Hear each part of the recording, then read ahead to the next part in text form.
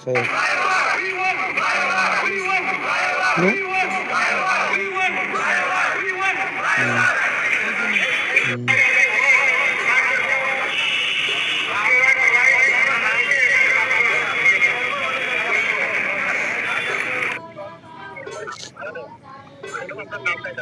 আমার নাম বাসুদেব শর্মা, আমি শিলচর মালগ্রামের বাসিন্দা। আমরা দীর্ঘদিন ধরে ফ্লাইওভারের বাস্তবায়নের প্রতীক্ষা করে বসে আছি। আমরা ধন্যবাদ জানাচ্ছি আসাম সরকারকে, যে আসাম সরকার আমাদের সেই বহু প্রতীক্ষিত ফ্লাইওভারের কাজকে স্যাংশন করেছেন এবং ইতিমধ্যে টেন্ডার পর্যন্ত ডাকা হয়ে গেছে। কিন্তু আমরা লক্ষ্য করেছি যে এই কাজটা যখন বাস্তবায়ন হতে চলেছে, ঠিক তখনই কিছু অসাধু মানুষ, জনগণ তাদের ব্যক্তিগত স্বার্থের জন্য এই বহু প্রতীক্ষিত ফ্লাইওভারকে আটকে দিতে চেয়েছেন। আজকের দিনে ফ্লাইওভার, শিলচরের ফ্লাইওভার প্রশ্ন চিহ্নের মধ্যে পড়ে আছে এবং ইতিমধ্যে আমাদের আসামের মাননীয় মুখ্যমন্ত্রী তিনি বলে গেছেন যে শিলচরের জনগণ যদি চায় তাহলে সত্যিকার অর্থে এখানে ফ্লাইওভারের বাস্তবায়ন হবে। তাই মুখ্যমন্ত্রীকে আমরা বিনীত অনুরোধ জানাচ্ছি যে শিলচরের ৯৯% মানুষ এই ফ্লাইওভারের পক্ষে আছেন। আমরা ইতিমধ্যেই প্রায় ১৫,০০০ সিগনেচার আমরা কালেকশন করেছি। বিভিন্ন এনজিও, বিভিন্ন সংগঠন, বিভিন্ন ক্লাব আমাদেরকে সমর্থন করছে।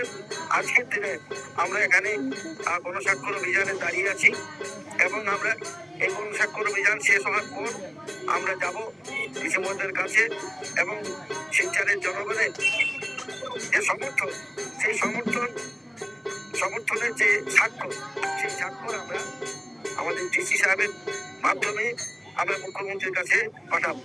তাই বিনীত অনুরোধ শিলচরের জনগণ, আপনারা যারা ফ্লাইওভার চান তারা আমাদের সঙ্গে এসে যোগদান করুন এবং এখানে গণস্বাক্ষর অভিযানে স্বাক্ষর দিয়ে যান।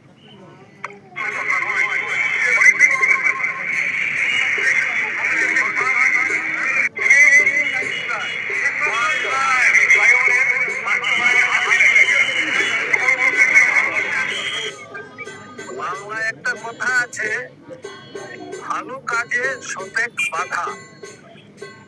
ভালো কাজ করতে গেলে বাধা বিপত্তি আসবে এবং সেটাকে কাটিয়ে উঠতে হবে।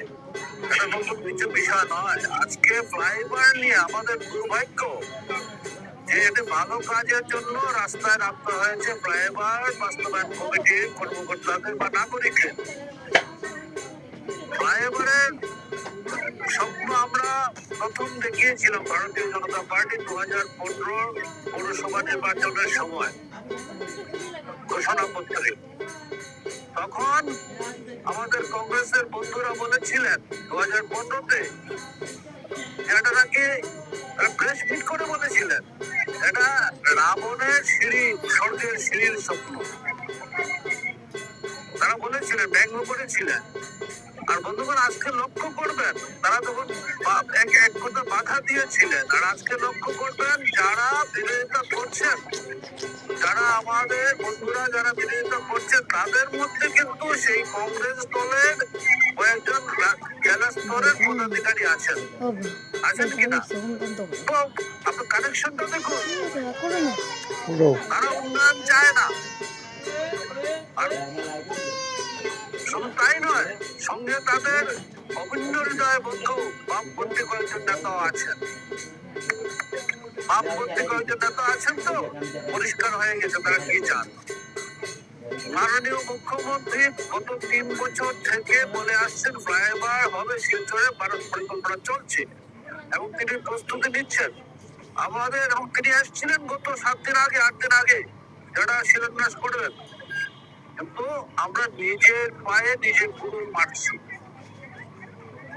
বিখ্যাত সাহিত্যিক লেখক নীরদ শ্রী চৌধুরী বলেছিলেন, তার বিখ্যাত একটা উক্তি আছে, আত্মঘাতী বাঙালির উৎকৃষ্ট প্রমাণ হচ্ছে কি আজকে এই ঘটনাটা ফ্লাইওভার নিয়ে যা হচ্ছে।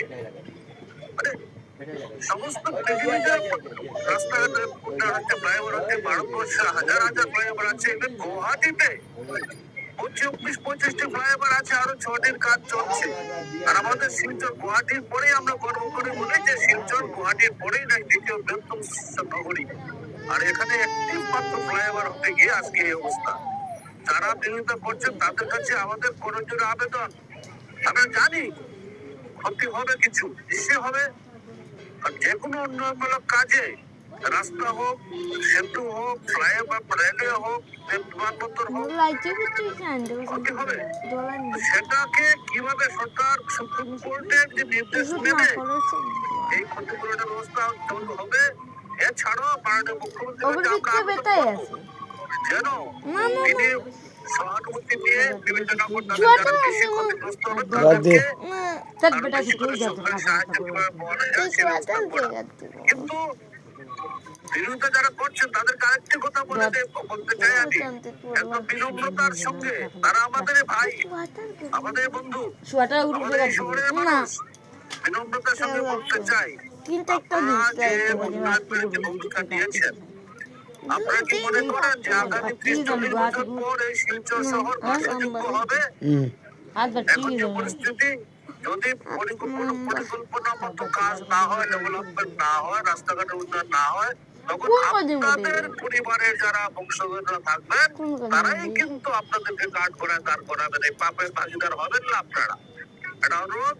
তাই সবাইকে বলছি, আপনারা আসুন, তাদেরকে বলছি আপনারা আসুন, আসুন আর এসে এই মুখ্যমন্ত্রী বাড়ি গিয়েছে পরিষ্কার, আপনারা চাইলে সেটা হবে। এখন এই পাপের ভাগিদার আপনারা হবেন না। আপনারা আসুন, সবাই মিলে আমরা উন্নয়নে ঝাঁপিয়ে পড়ি।